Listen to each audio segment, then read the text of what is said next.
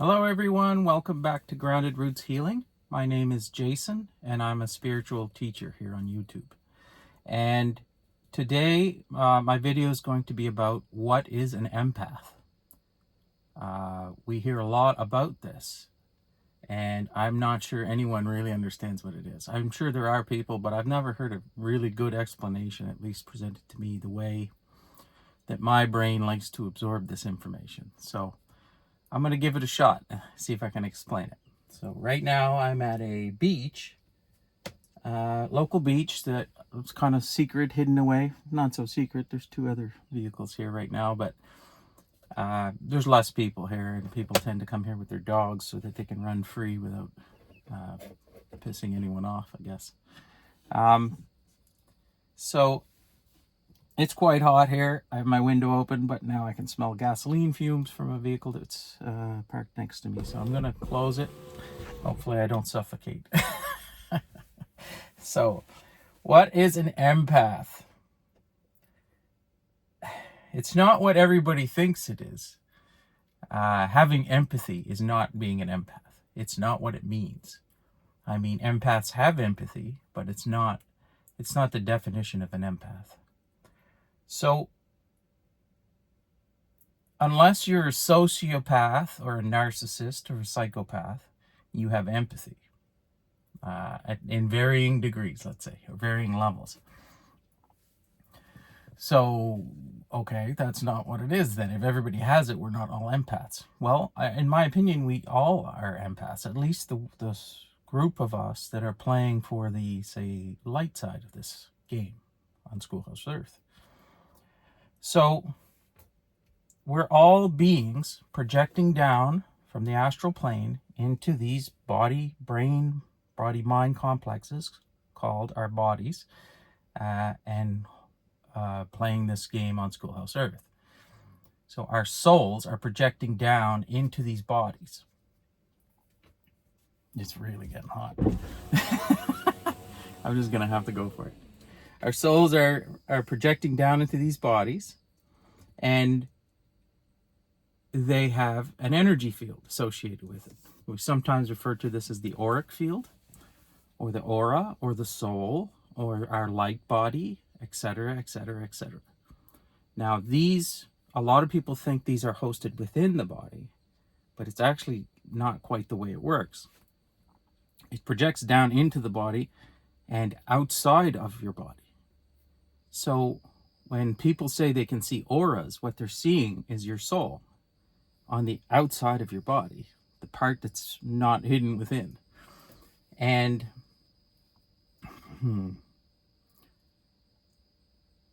the auric field can expand.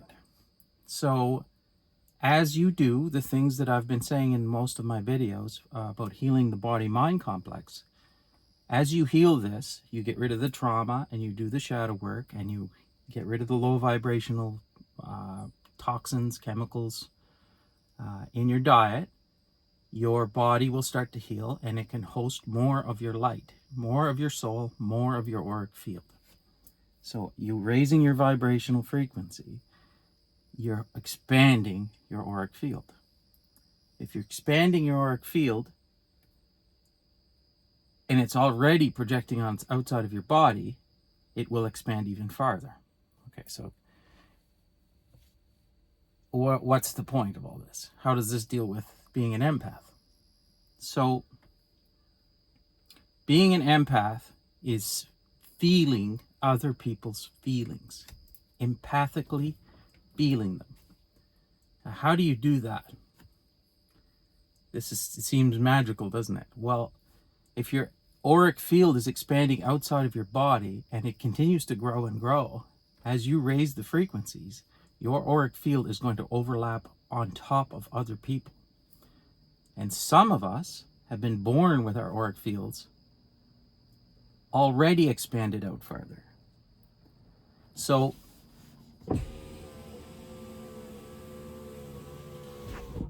you may have been like this from birth. You may have been born with an auric field that's expanded out past your body and detecting other people's emotions since you were a little kid, and you've never had anyone around to show you the difference between your emotions and the difference between other people's emotions. So the trick to this game about rising up the frequencies and expanding your auric field, you're going to interact with people in the world.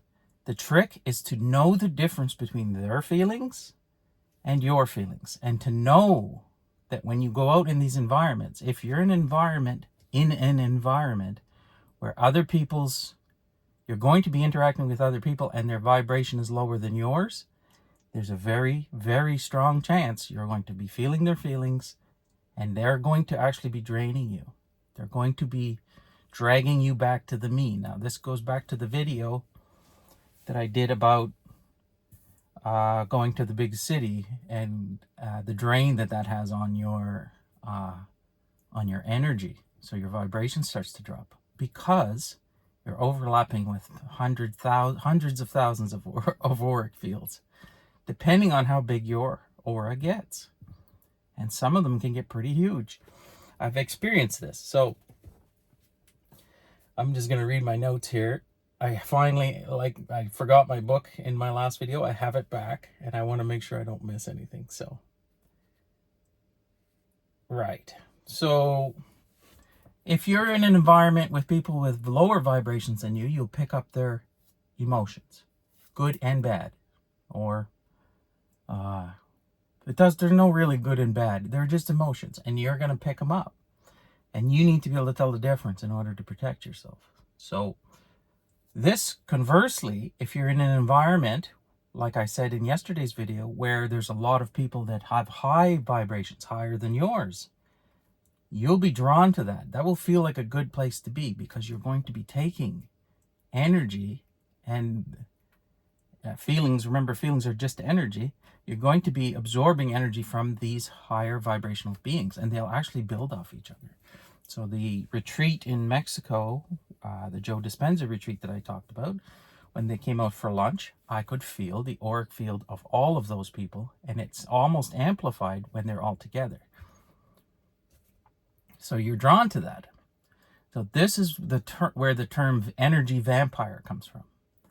I don't know if you've heard it, or I've used it quite often, and I know what it means now. It means you're seeking out higher vibrational energy because it feels good for you, and you don't even know why you're doing it. A lot of people will do this. You may notice as your vibration goes higher that you start attracting people that just kind of follow you around like magnetized. They're feeling your energy, so don't get too hung up on being a powerful being. We all are, but they're feeling your energy and they want some of it. So they follow you around. And conversely, if there's someone firmly lodged in the three-dimensional matrix and they don't want to wake up, or they're inhabited by beings playing for the other team, i.e. narcissists or sociopaths, they may have the opposite effect. They may be repulsed by you, and they may even lash out at you for no apparent reason. But it's there's a repulsion because we're at opposite polarities. This is cool stuff, because I've noticed today, I just found the universe gave me a little gift as I was walking on the beach trying to formulate these ideas. It dropped a conversation in my lap with this wonderful woman here who was walking her dog, and we got onto the topic of autism for some reason. I don't even know why. Oh, it was in regards to remembering people's names. So she had told me her name, said it, and it completely blanked out. Now, this is a common problem with autistic people, and what they often said is it's the eye contact thing. So I'm starting to formulate ideas on this right now, why that's the case. So from being a little kid, I've been an empath. So I've been able to sense other people's feelings. And when you walk up to approach someone, it's not that I'm making eye contact. What I'm doing, eye contact and forgetting their name or not hearing the voice being spoken, I'm feeling that person's energy. And it's the first time I realized it. So I'm feeling that person's energy to see if they're safe to be around, or if I need to avoid that situation. And I'm not hearing the words because the words don't matter. I can see through the words. But unfortunately, that makes me forget everybody's name. So she gave me a little trick, actually. She said, repeat the name 3 times in your head and then spell out the name. And it worked like a charm. So now I know Kayla's name. So I think that's pretty much it for, you know, for what an empath is. An empath is a person who's raised their vibration high enough or born naturally that way, where their auric field intertwines with other people's auric fields, and you feel their feelings. Now, finding ways to protect yourself from this is the trick. And to discern the difference between your feelings and the other person's feelings. Now, I'm an empath. My wife Amanda is an empath. And I suspect anyone who starts to raise their vibration will start to have empathic senses. And will start to notice as their auric fields expand, you'll start to pick up other people's emotions. And it's quite overwhelming. Now, I started out having buried this, I believe, due to traumatic things that I've since dealt with. And as my vibration raises, I find my ability to do this and sense other people's energy is increased dramatically. And a few weeks ago, I had a weird encounter where I was at a shopping mall and I could immediately know if this person was in phase, let's say, with my energy, or out of phase, and if they were higher or lower. And when there was a group of us that was of a similar ilk, with a higher vibration in one spot, it's almost as if we had set up a force field around ourselves. So find your soul tribe, bring them close, and things will get better. But just know that as you do this, as you ascend the frequencies and you start to awaken, this is going to happen. It's going to happen. If it already isn't happening to you. So, it's not their fault. It's not anyone's fault. Even the people that haven't started to ascend, they don't know what they're doing. There are people that do know what they're doing. And those are narcissists. But, we need to try to avoid those people, or at least push them out of our lives whenever possible, because it's just never going to align. They don't feed off the same kind of high vibrational energy. They like the other stuff. So it's not uplifting for them. So as Jesus said, forgive them for they know not what they do. And that is the absolute truth. They didn't know what they were doing. His vibration was so high, he was repulsing and causing people to lash out at him for doing absolutely nothing. So I think that's where I'll leave it for today. Now, today's mineral or crystal is amethyst. So amethyst is an important one. It's a beautiful crystal. It's one of the ones that I was drawn to first of all, this particular crystal. This goes back to another story, but amethyst is a type of quartz, as I sweat here in the card. It's quartz with an iron impurity. I always thought it was lithium, but it's iron. And the iron, the excess iron in the crystal structure causes the light to refract and have this beautiful purple color. Now, quartz is a mineral that leads to clarity. So it's a 6-sided prismatic crystal with a 6-sided pyramidal end. You've often seen these quartz terminations, and you can see them here on the end of this one. So it concentrates like a focal point for the properties of this crystal on these tips. This is why pyramids were built the way they were as well. So, and this is purple, obviously.